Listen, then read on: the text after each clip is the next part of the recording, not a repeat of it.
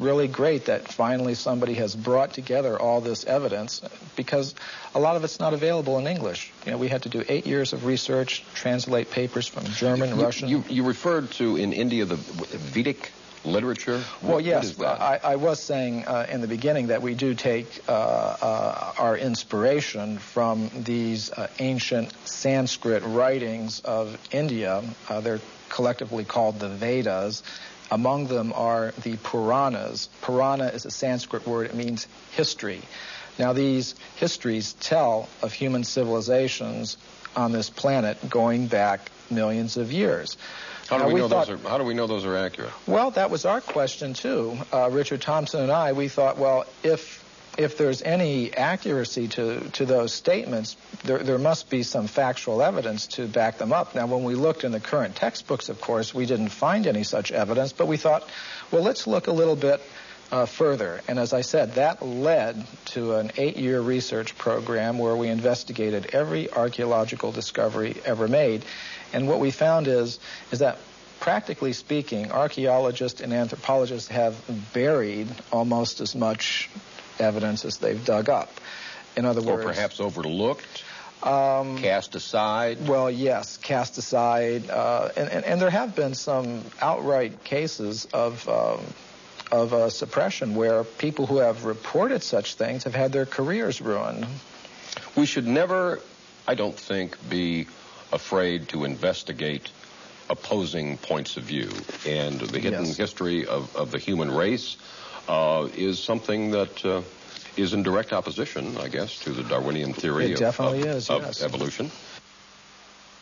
This human person who looked like us, existed millions of years ago, did not evolve from an ape, as we are led to believe in the Darwin theory.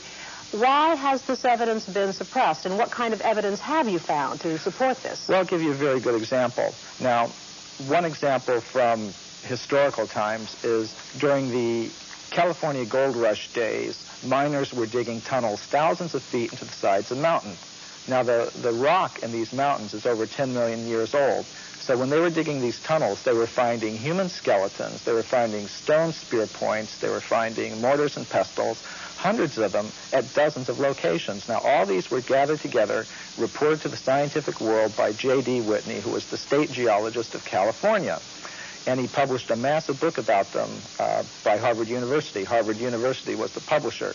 Now, what happened to these artifacts? Why aren't they on display in museums? Why aren't our children taught about them in schools?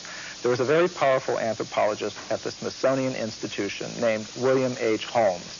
And he said to Whitney, you, Dr. Whitney, if you had understood the theory of human evolution as we understand it today, you would have hesitated to announce your conclusion, namely that human beings existed millions of years ago, despite the imposing array of facts with which you were confronted. In other words, simply because the facts didn't fit the theory, the facts had to go, and so did Professor Whitney.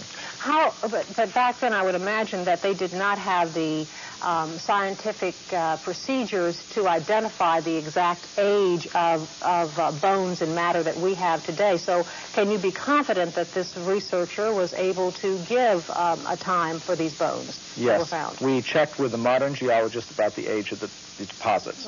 Now, these things continue to be discovered today, for example.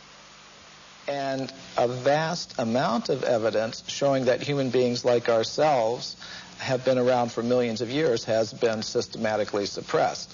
And I can give you some examples. For example, in 1979, Mary Leakey, who's one of the most famous archaeologists of this century, discovered in Africa completely modern human footprints, no different from the footprints that you or I would make on a beach today. Now, the thing about these footprints is they were found in rock that was dated 3.6 million years old. And that throws out completely any idea of human origins that's current today. Why would anyone want information like that?